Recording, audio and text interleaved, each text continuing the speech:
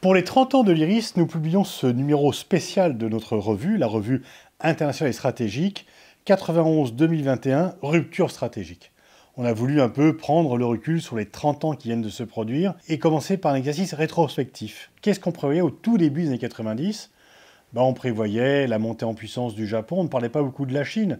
La Chine venait d'avoir la répression de la place Tiananmen et normalement, elle aurait dû être tenue à l'écart selon la plupart des prévisions. On pensait effectivement que la Russie allait être régénérée pour s'être débarrassée du communisme, allait performer.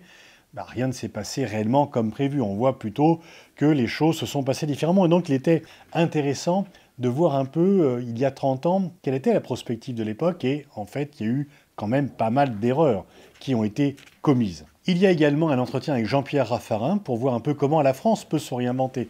La France avait une sorte de rente de situation pendant la guerre froide, du fait de son positionnement particulier. Comment réinventer? Est-ce qu'il y a toujours une spécificité française? Est-ce que l'on peut toujours compter dessus? Est-ce qu'elle est perçue comme telle dans les autres pays?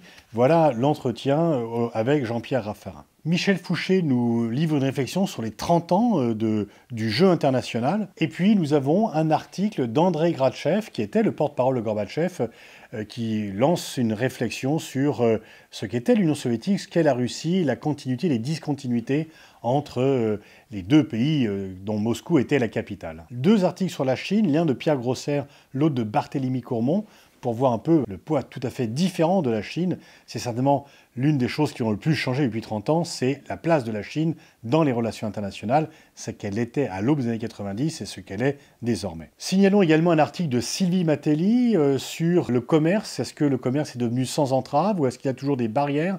Est-ce que ces 30 ans ont été la levée les unes après les autres des barrières commerciales ou est-ce qu'il y a toujours et faut-il en rétablir? Un article aussi intéressant de Pierre Jaillet sur du tiers-monde à l'émergence. On parlait du tiers-monde, on ne parle plus du tiers-monde, on parle maintenant de pays émergents. Est-ce que c'est une nouvelle hiérarchie dans la mondialisation? Quel rapport et quelle différence peut-on faire entre ce qu'était autrefois le tiers-monde et ce que sont désormais les pays émergents? Caroline Roussy s'interroge sur le fait de savoir si l'Afrique est toujours à la périphérie de la globalisation ou est-ce qu'elle est rentrée au cœur de la globalisation? Et puis il y a un article de Rio à Glasgow, 30 ans de négociations sur le climat, 30 ans plutôt difficiles, 30 ans où les progrès ont été moins nombreux que les cris d'alarme qui ont été lancés, mais c'est tout avec le recul de ces 30 ans que Sophia Cabej et Julia Tass nous parlent de la diplomatie environnementale. Et puis un article de Christophe Voltura sur les mouvements sociaux, il fait le lien entre ce qu'était l'altermondialisme il y a près de 30 ans et ce que sont maintenant les contestations populaires.